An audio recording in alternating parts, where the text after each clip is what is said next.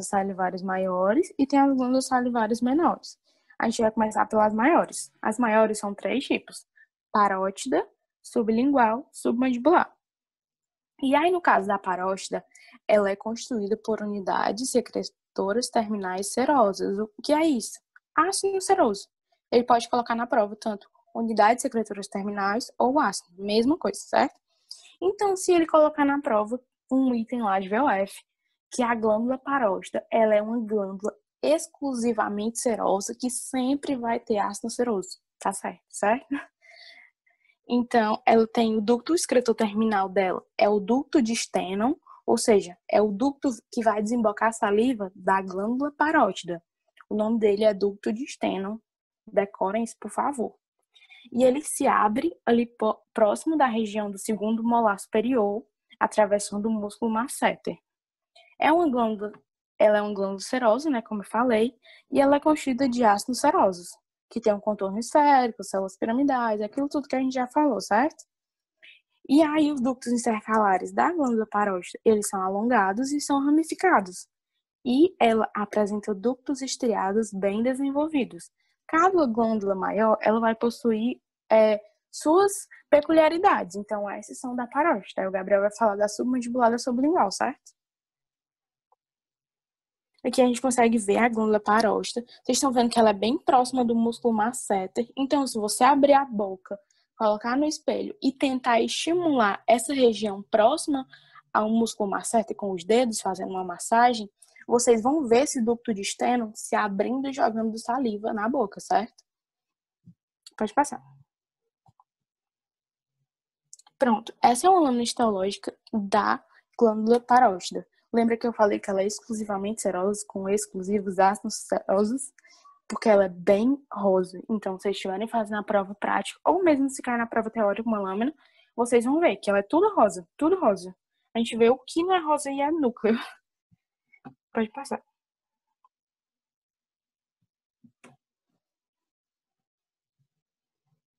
Pronto, aqui é a glândula parótida também. Vocês estão vendo exclusivamente ácidos serosos, né? Bem rosinhas, células bem bonitinhas. E aqui a gente consegue ver o ducto. Opa. Pronto.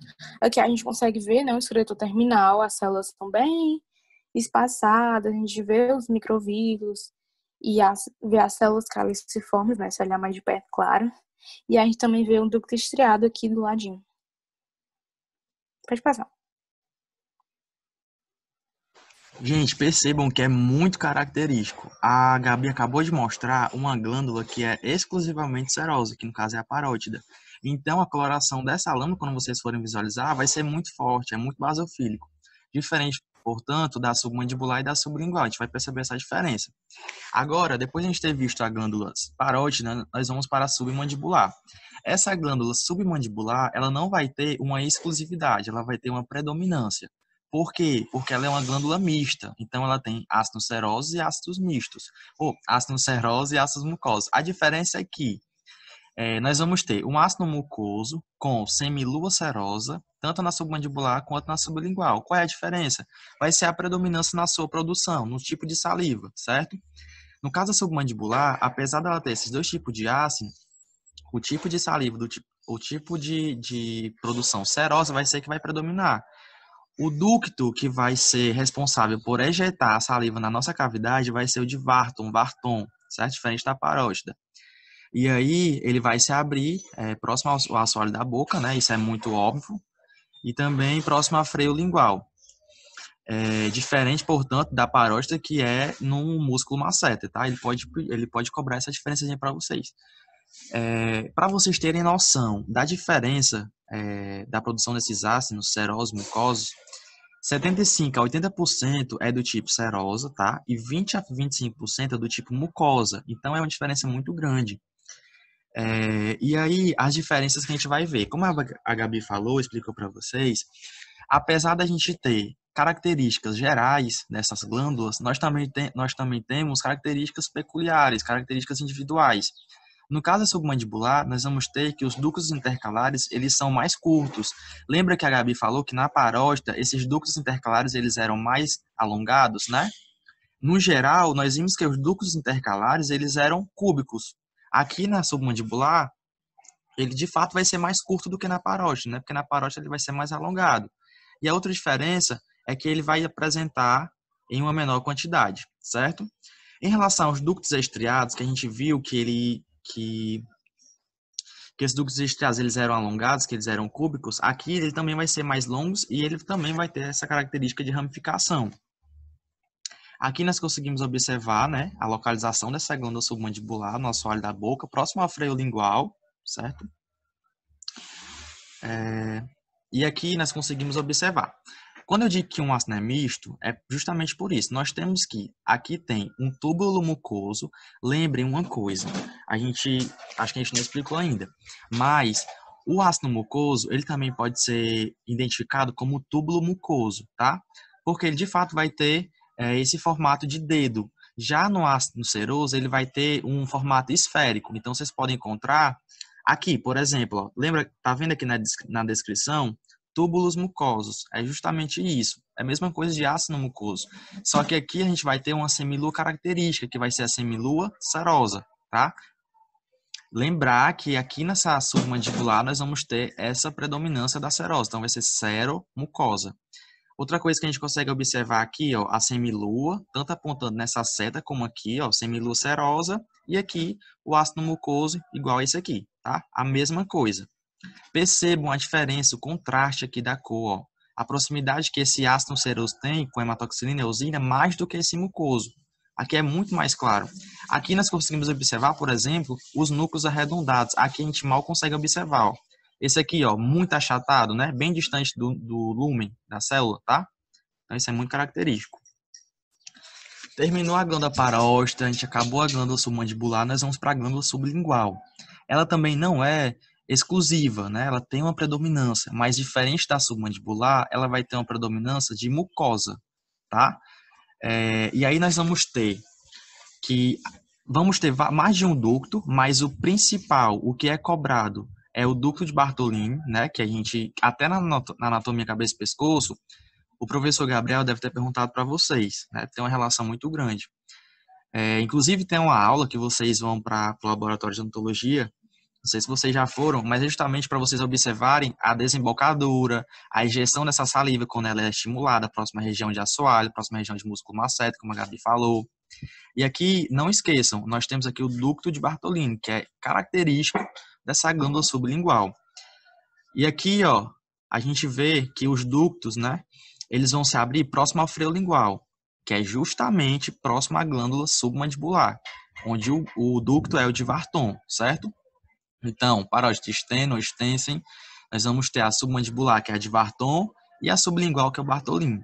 E agora a gente vai ver que quase todas as unidades terminais, elas vão ser o quê? Do tipo mucosa, como já falei para vocês. Então, vão ser tubulares mucosas, tá? E elas vão ter, obviamente, semiluas serosas, porque é uma glândula mista. E é muito difícil a gente encontrar um ácido seroso que ele seja puro, que ele não tenha essa união com os túbulos mucosos, tá bom? E aí a gente vai ver aqui a diferença, ó, que os ductos intercalares são estriados e são curtos, que é muito parecido com a submandibular, né, que a gente viu. É diferente apenas da glândula parótida, que a gente viu que ele é mais alongado. Aqui nós observamos a localização da glândula sublingual. E aqui nós percebemos também como é característico a presença desses ácidos mucosos. Ó. Olha como tem. Olha a diferença dessa daqui, dessa lâmina, para essa lâmina. Perceba a diferença da cor. Então aqui nós conseguimos observar ó, os núcleos muito achatados, distantes do lúmen. Deixa eu passar aqui. Agora é uma perguntinha, essa daqui tá muito fácil, e aí vocês vão responder no chat, antes de eu passar aqui. Essa foto que vocês estão vendo corresponde a que tipo de glândula salivar, gente? Respondam aí.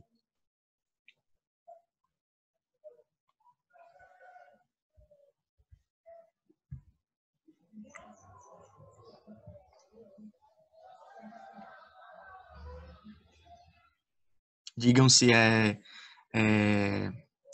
exclusivamente serosa, predominantemente serosa, predominantemente mucosa. Se vocês acham que é da parótida, que é da submandibular, a sublingual.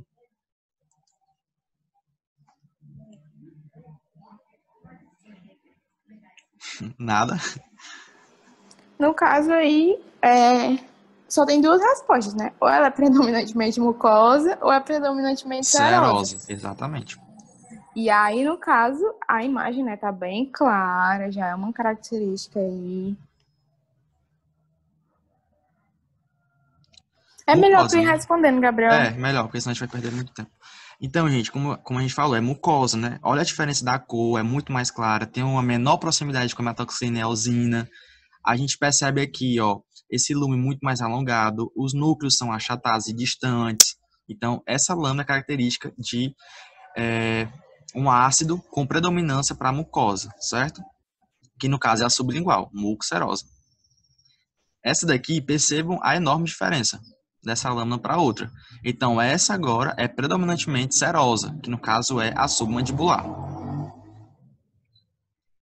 E agora a gente tem esse ácidozinho aqui, ó, que no caso vai ser seroso. A gente olha por que a gente consegue observar que ele é seroso. Percebam o formato, principalmente do núcleo, um formato arredondado, um núcleo centralizado, com células que a gente consegue observar. Olha aqui como essa está piramidal, ó, triangular, essa célula. E elas estão todas voltadas, com o ápice voltado para o lume, que não está tão visível assim. E aí, além das glândulas salivares maiores, como a parótida, submandibular e sublingual, a gente vai ter também as glândulas salivares menores. Onde é que a gente vai observar essas glândulas salivares menores? Elas vão estar distribuídas em toda a cavidade bucal, com exceção de um terço do palato, um terço anterior do palato e da gengiva inserida. Então, isso é muito importante. Saibam diferenciar. Ela está distribuída, mais uma vez, em toda a cavidade bucal, com exceção da gengiva inserida e um terço anterior do palato. Elas vão ser mais características ainda na língua, porque elas vão estar presentes nas papilas valadas, tá? Que está no V lingual, né? E aqui no palato e na língua, como eu já falei para vocês. Aqui a gente consegue observar essas glândulas salivares menores, elas se localizam na submucosa, na camada submucosa. Aqui a gente tem um tecido conjuntivo frouxo não modelado. E aqui, olha aqui esse epitélio, um epitélio estratificado, né?